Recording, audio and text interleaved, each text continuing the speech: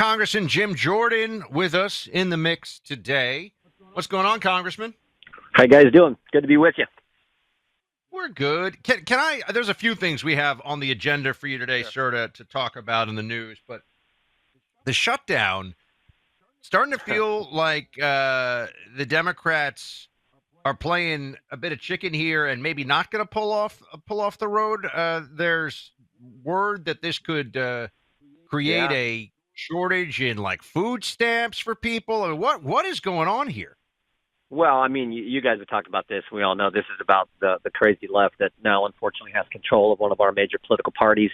And like I said this, I think the first week this happened, Chuck Schumer's having a debate with Chuck Schumer because he was for this 6 months ago, but now he's not. And it's the same darn thing.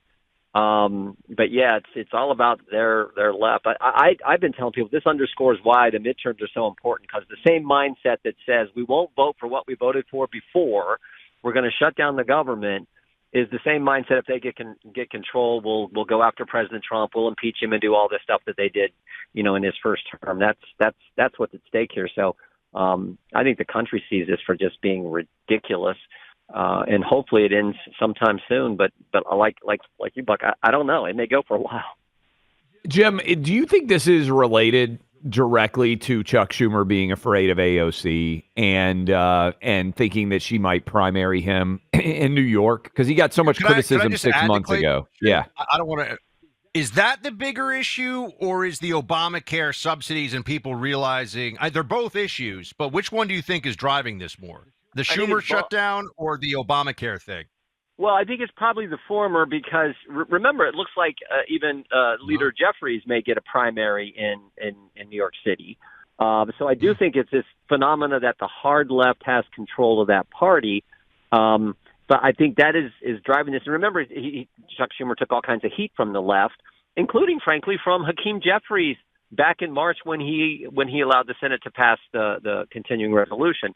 So I think that is certainly big. But then they pick healthcare because that's the only issue they think they have. The only thing that polling shows they might have somewhat of an advantage if you can trust the polls, because what they're going to run on, letting more people into the country like they did on border security. They're going to run on raising people's taxes. They're going to run on men and women's sports. I mean, there's no other issue they really have. So foreign policy, the president's been amazing. So I think it's a combination, but I do think it's driven primarily by the hard left and the fact that he may get a primary. The Senate leader for the Democrats may get a primary, and now there's talk of Hakeem Jeffries getting one as well.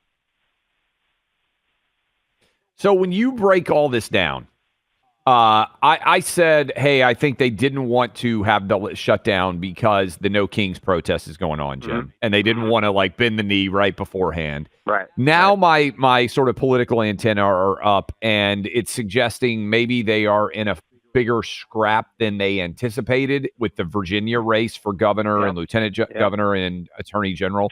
And they somehow feel as if the government is shut down, maybe left-wing voters in Northern Virginia are more motivated to come out. Do you think that's also in play here? Because that's really doesn't make any sense that this battle would be going on and they would have so little at stake by and large to not be willing to keep moving along. Yeah. That may in fact be the case, and so we may be in this till November 5th or longer, after Election Day. But I would also just never underestimate just this phenomena about the left's hatred for President Trump. I mean, this whole we've talked before. Trump derangement syndrome is a real thing, and so many people on the left really have this phenomena going on, and they are just out in any way they think it's harmful to the president, harmful to Republicans. They're for it, even if it's something as ridiculous as shutting down the government because you won't vote for what you've already supported for good. We made this so simple. Here's the CR. It's short term. It's what you voted on.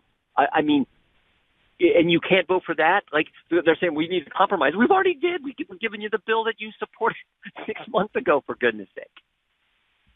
We're speaking to Jim Jordan, congressman from Ohio. You all know Congressman Jordan. And New York Post certainly knows him because they've got him in a side-by-side here, I see, with former CIA Director Brennan.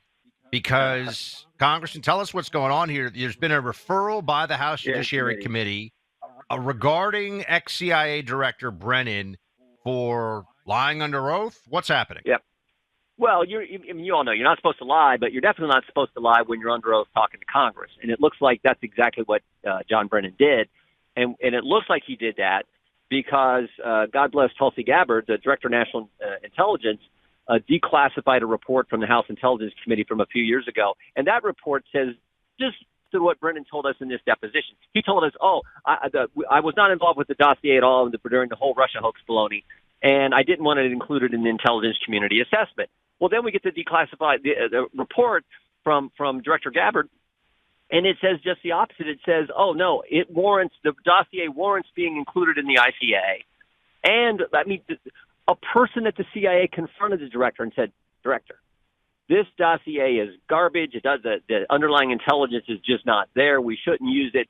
And Brennan's response was, according to this CIA official, yeah, but doesn't it ring true?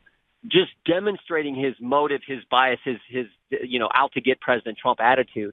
And so, look, I don't do many of these. I've only done a few of these referrals because I think you really got to have the evidence that they violated 18 U.S.C. 1001, which says you can't lie to Congress when they're and impede their investigation.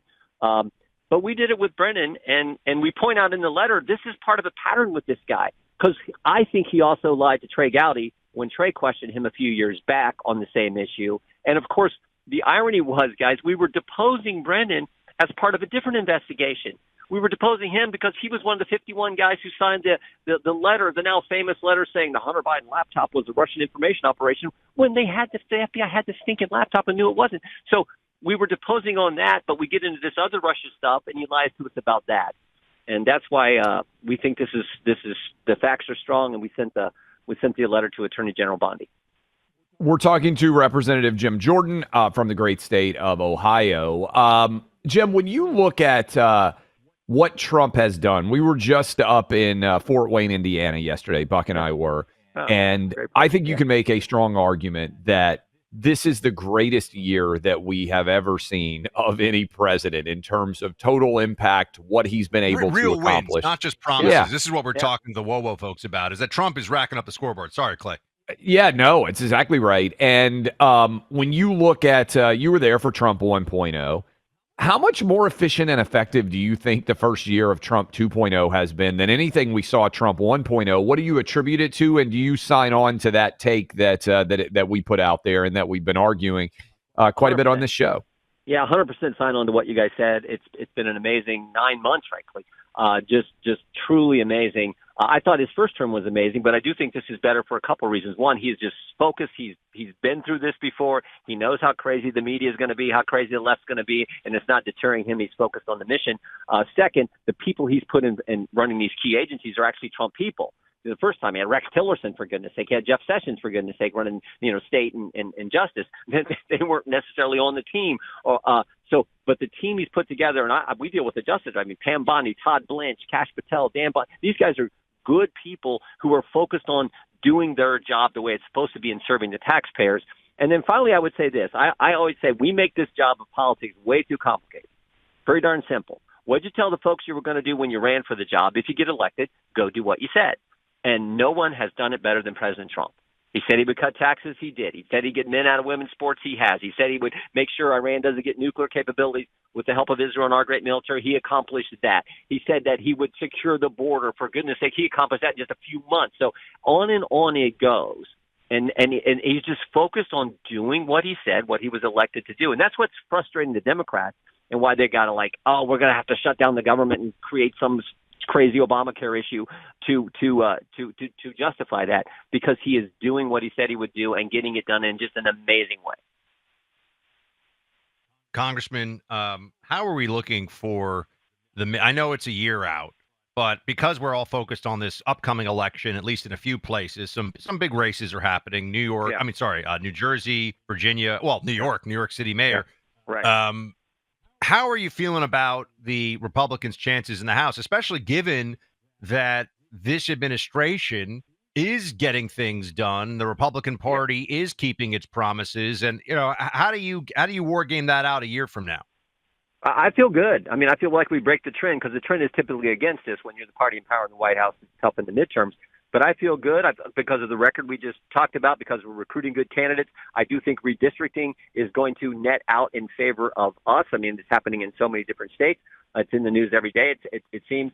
And then finally, I think Trump has just fundamentally changed American politics. I mean, I look at Youngstown, Ohio. I mean, you can look at our whole state, but take Youngstown, Ohio. Youngstown, Ohio now has a Republican member of Congress representing the city. The state senator is Republican, and the state reps in that area are Republican as well. 25 years ago, this was the most Democrat area in the state, on the country maybe. And now it's represented by Republicans because he has fundamentally changed the party and politics, and is, I think, truly fighting for middle class, working class, and all Americans. And I think that message is getting through. Good luck to the Buckeyes as the season continues, Congressman. I think they are going to continue to roll, and I know you got Wisconsin connections too. Good luck to them, because I think they really need it. Oh man, poor Fickle. It's been tough. You got to have a quarterback to win games, and it's just been tough for the Badgers, no doubt about it. But the Buckeyes are, as you point out, looking good. You did great on the. I caught you earlier on this crazy NBA story. Unbelievable. Yeah, I mean, what's your take on that? I mean, this is like, we started off the show talking about this, and obviously I was talking about it on Fox News too. I mean, This is just all bonkers, huh? No kidding. I was joking with our media guy. I said, makes you long for the good old days when Pete Rose only bet for the Reds to win. Yeah, as far as I know, was not involved with the mob. I mean, this is wild, and throwing games. And I haven't seen the videos, but people tell me like there's some videos of the player. I think. Oh, I mean, you watch some of these plays. I mean, it is bad. It is very bad. Congressman Jim Jordan, keep up the good work, right, guys, and we'll have you on whenever it makes sense. All right, we'll see you guys. Take care.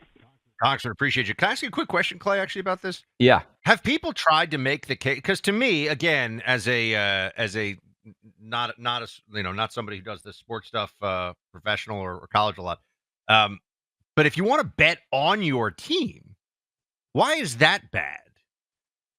No, people have made. If I'm a quarterback and I want to bet $1 million that my team can win, I understand. Obviously, it's fraud if you're going against your team, because the implication is you always want your team to win.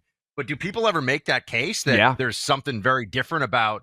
I have full faith that I'm going to win this, so I'm going to putting money on yourself versus. I'm just wondering about that. Yeah, look, the concern is you lose. Yeah, Pete Rose did that. You lose, and eventually you end up having to pay back the money. So it just puts you out of whack. Now, to be fair, boxers do it all the time.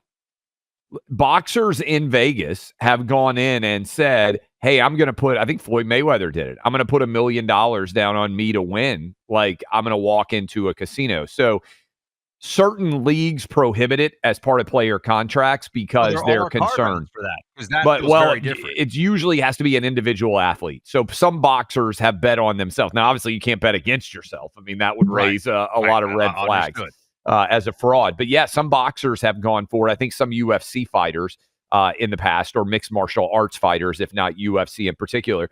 A lot of the contracts as a part of the Players Association do not allow you to gamble on any sport. Sometimes they'll allow you to do casino table wagering, but there's always been the fear that you end up in debt, and then as a way to pay back the debt, you could give it away. If you really want to dive into the particulars of, sports gambling, and refs have always been the ones that seem particularly susceptible, right? So referees, because they don't make as much money. Most of us, Buck, sat around and said, a guy making $26 million is never going to be dumb enough to risk it all for $200,000, right? Now, that's the allegation against Terry Rozier in the NBA. But we would sometimes sit around and say, if you're an official and you make $120K, 10 grand or 5 grand to you is a lot more than to an average athlete.